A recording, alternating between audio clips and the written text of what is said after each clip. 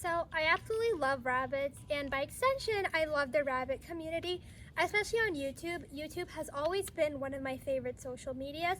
However, when it comes to rabbit care, I think there's a lot of parts that other rabbit YouTubers just tend to miss. So today, I want to touch on 5 things that are essential to rabbit care, but no one is talking about.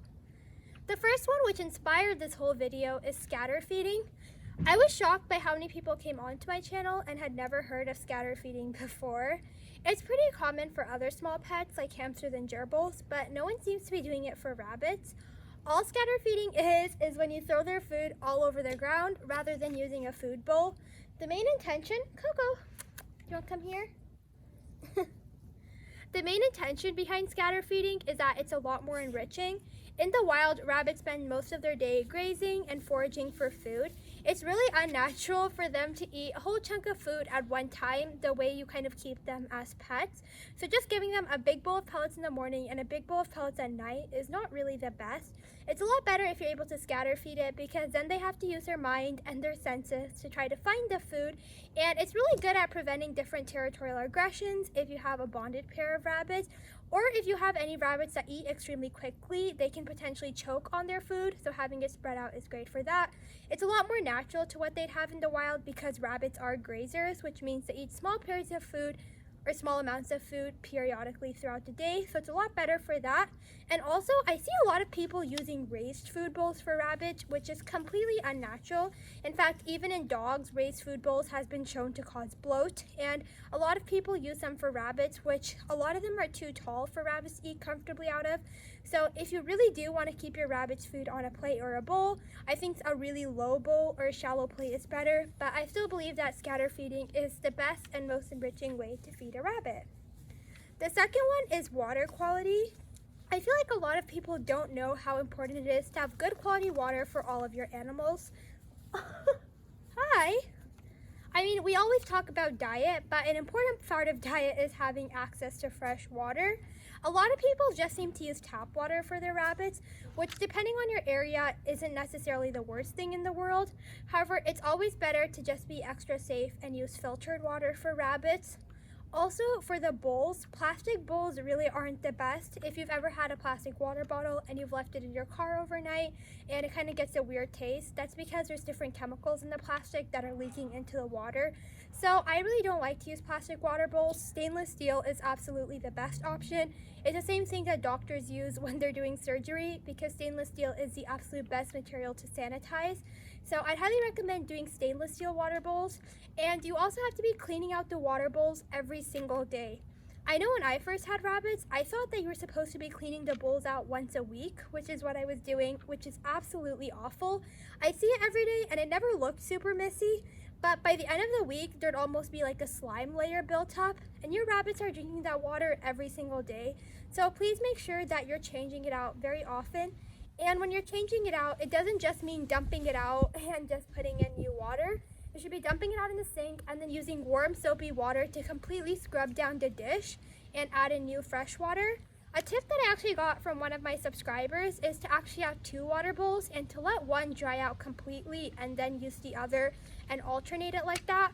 Because when you have a surface that always stays moist with water, it's just a lot of bacteria, and I guess you guys can see how that would be gross. So if you can have 2 water bowls, alternate it, and have it completely dry out before you use it again, I think that would be very ideal. The third thing that no rabbit YouTubers are talking about is rabbits being with predator animals. Now, I know predator sounds pretty scary, but I'm just talking about domesticated cats and dogs. To be honest, there's so many things that can go wrong even when you bond 2 rabbits together. Even if they're the exact same size and even if they're both really well tempered, there's so many people that have come to horrific scenes of rabbits beating each other up. Just imagine how terrible that would be if you're having 2 species that can't communicate, and when they do communicate, they communicate in completely different ways. They can't understand each other and they're matched very differently. For example, when a rabbit bites each other, which they do quite often, they're just like warning nips, and they're really not that painful if you look at a rabbit's teeth. So it's pretty normal for a rabbit to bite out of aggression, but if your dog decides to bite your rabbit back, that could be fatal for the rabbit. Again, rabbits, dogs, and cats all communicate very differently, and they're not really meant to cohabitate. Now, if you do want to let your rabbits be around your cats and your dogs, that's completely your decision to make, but it should be an informed decision. I always see so many people in the comments talking about how cute their rabbits are with their cats and dogs, and a lot of the time the behaviors they're describing isn't necessarily cute, it's one of the animals being extremely terrified. Even in the situations where both animals seem to be calm and seem to be getting along, I think it's completely unnecessary because even if they are getting enrichment, both species would thrive the most from having enrichment from a species that they can actually communicate with and understand. So that's just my 2 cents on it. However, regardless of what you decide, I think it's so important that you do so much research, especially if you want to go in and you're wanting to get a kitten to bond with your rabbits or something like that. I think that's a whole nother scenario and it just requires a lot more research, and I think we as YouTubers need to be discussing it a lot more than we are. The fourth one is probably the most controversial on the list, and that's outdoor rabbits. I know that a lot of YouTubers don't discuss this because they don't promote having outdoor rabbits and they're very pro indoor rabbits. I do want to add that this whole notion of indoor rabbits is very central to Americans, and it's pretty ethnocentric to say that the only way to properly care for rabbits is to have them indoors. In many other countries, it's completely normal to have rabbits live outside, mainly because their climate is a lot better and also because they don't have the same large houses that we do in America. In America, most of the townhomes that an average family lives in would be like a mansion in any other country. So we just have abnormally large houses here. So in America, it is pretty reasonable for the most part to house your rabbits indoors. And we do have a pretty frigid climate, so I can see why a lot of people do promote indoor rabbits. But especially in other countries where keeping them indoors isn't an option, it's so important to discuss outdoor rabbits in safe and proper suitable housing. I think it's also important to know that there's a lot of kids who just don't have their parents' permission to bring rabbits inside. It's probably like a hot take, but I really don't feel like kids are at fault for being bad owners. I feel like a lot of parents are maybe just not the best people to be having pets. I feel like they have the mentality that when they grew up as a child, this is how animals were, and they don't understand how far animal care has progressed. So a lot of the times, even when kids have done the research on proper animal care and they're telling their parents that the rabbits need to be indoors, the parents simply don't listen. So I think in a situation like that, of course, if you truly feel that living indoors is the best situation for your rabbits, you should always be pushing for that. But I think if there is something that we can just discuss to kind of get a compromise, because there are safe ways to house your rabbits outdoors, and in certain situations it might even be more suitable. Indoor rabbits, I think, are very spoiled and they're very pampered, but there's a lot of rabbits who are just so extremely active and they need that constant enrichment and they need so much more space than you can provide indoors. And I truly feel that there's certain personalities of rabbits who would mainly thrive outdoors. I can't see any of my rabbits. They're pretty lazy and they love being indoors in the temperature controlled room and having a nice carpet to sleep on. I can't imagine them being outdoor rabbits 24/7. But I can definitely see how different rabbit personalities would really enjoy that. I think rabbits who live outdoors have one of the most enriching lifestyles, so I really wish that it was discussed more. One for people who either can't have their rabbits indoors, or maybe even for people where moving their rabbits outdoors is actually the more suitable option. And the last thing that a lot of YouTubers don't seem to be discussing is rabbit temperament.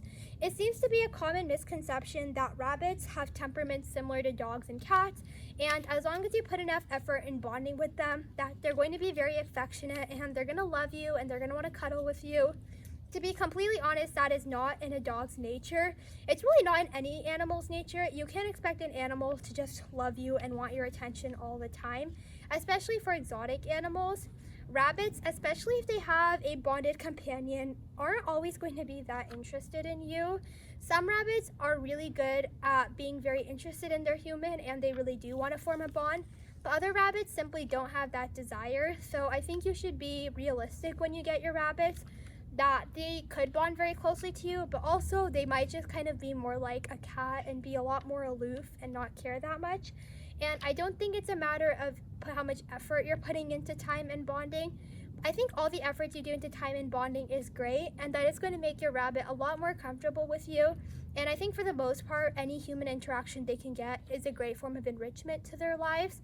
But I don't think that you can push it onto a rabbit and force them to enjoy something that they just like aren't prone to enjoying. For example, some rabbits really enjoy being pets, other rabbits seem to tolerate it. Some rabbits enjoy being carried in cuddles, other rabbits don't. So I think it's really important that you don't see a rabbit personality on YouTube and fall in love and get it to have that personality. I know it's really hard because one of the biggest things I consider when I'm getting animals is their personalities, because that's so much more important to me than like their color morphs or how exotic they are, how expensive they are. I think just their personalities is a huge factor, and it's hard with rabbits, especially if you're getting babies, because you don't know how they'll be as adults. If you're really bent on getting a specific type of rabbit with a specific temperament, I think your best bet would be to go to a shelter and adopt an older rabbit, because you really can't force a rabbit to enjoy something that they just don't want. Okay, so those were 5 things that I think need to be discussed more in the rabbit community. Let me know if there's some things that you want to discuss that other people aren't, and I'd love to make a video on it. I'm definitely not the most knowledgeable, and I'm not an expert, and I'm learning so much every single day. The reason that I watch so many rabbit YouTubers is because I have a lot to learn and they're a great source of information. But at the same time, I don't think that makes them immune to different critiques, and I think there's always ways that everyone can improve, including myself. So I just wanted to point out some of the things I've seen in the rabbit community that are being ignored and shed some light on it. Let me know what you guys think. See you next time.